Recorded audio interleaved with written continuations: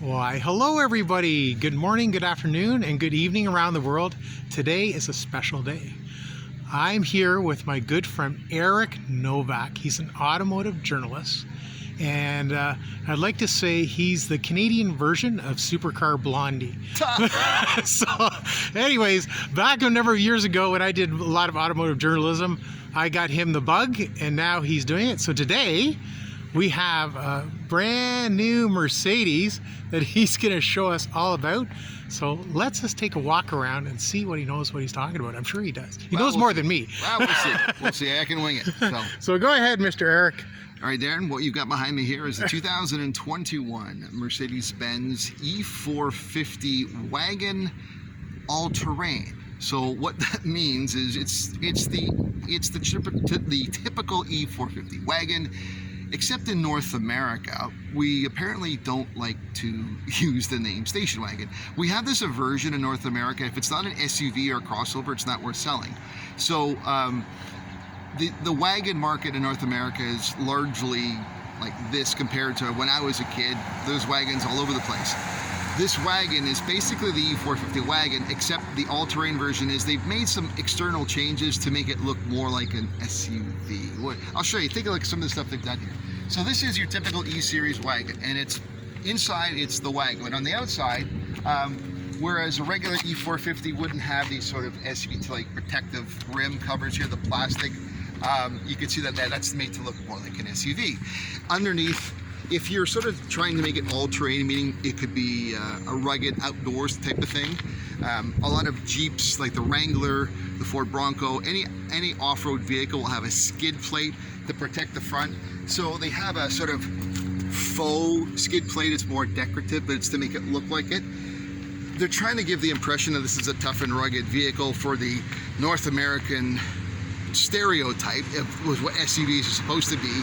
Yet you're not going to take this off-road because, I mean, quite simply, there's not a lot of ground clearance. This does have an adaptive air suspension, so you can lift up the vehicle through an adjustable suspension, but its maximum clearance is under 6 inches anyway. So there's not too many off-road trails you're going to take this thing where you can get no less than 5.7 inches.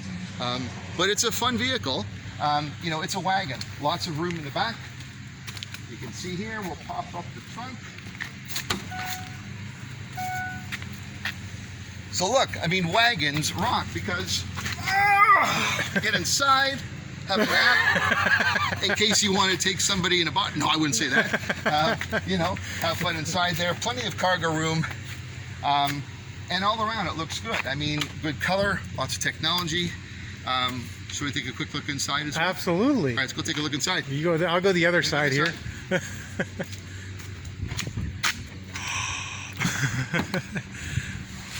right. So we'll turn on the vehicle here. And one of the changes that we saw with the refresh 2021 E450 is they have now added the really attractive 12.3-inch digital LED screens on both the center information display and in your TFT information display for drivers. It used to be just analog gauges. Actually, you wanted to shut the door there, Darren, so I can get this X out here. So you can see inside.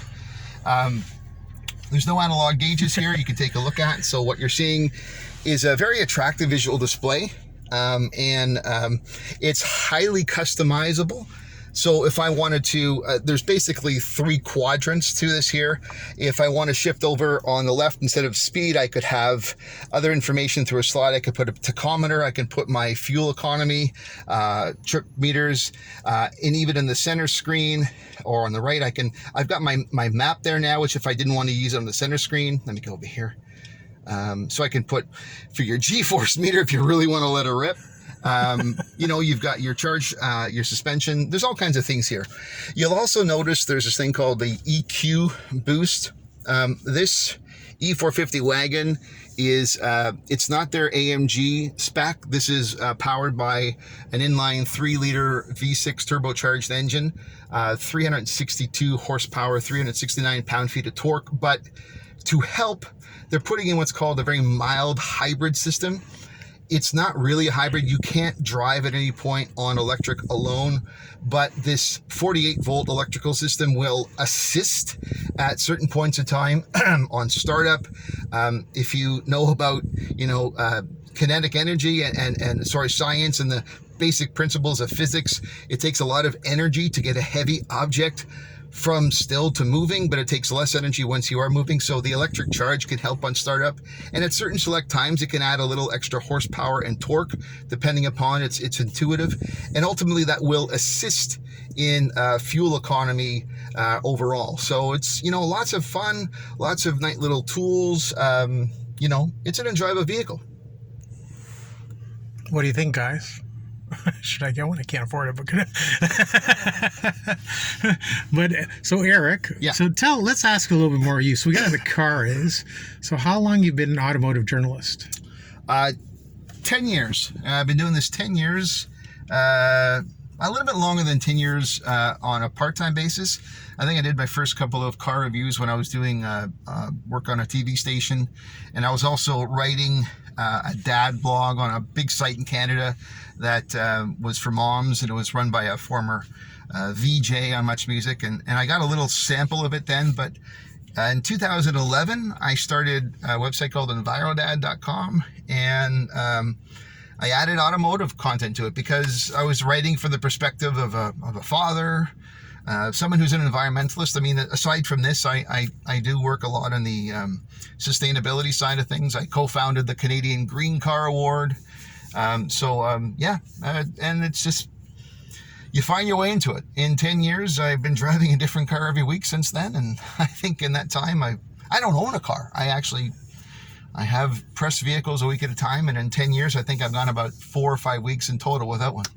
Wow. Yeah. So 10 years. Mm-hmm. Now, you being this experienced media personality, you also have a YouTube channel. Yep.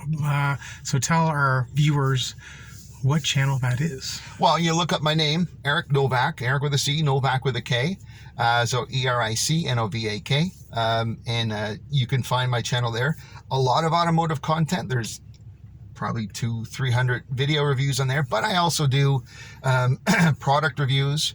I've done a lot of battery and eco-friendly reviews on lawnmowers and coffee makers and eco-friendly detergents. Plus, I do some travel reviews as well. I've done travel reviews of resorts in Ontario. The last travel review I actually did of the city of Ghent, Belgium, because I'm a professor at a college here part-time. And I was doing a visiting professor lecture at a college in Ghent, and I was there for a few extra days, so I thought I'd do a travel review and combine two in one. So lots of great content on there, and consider subscribing.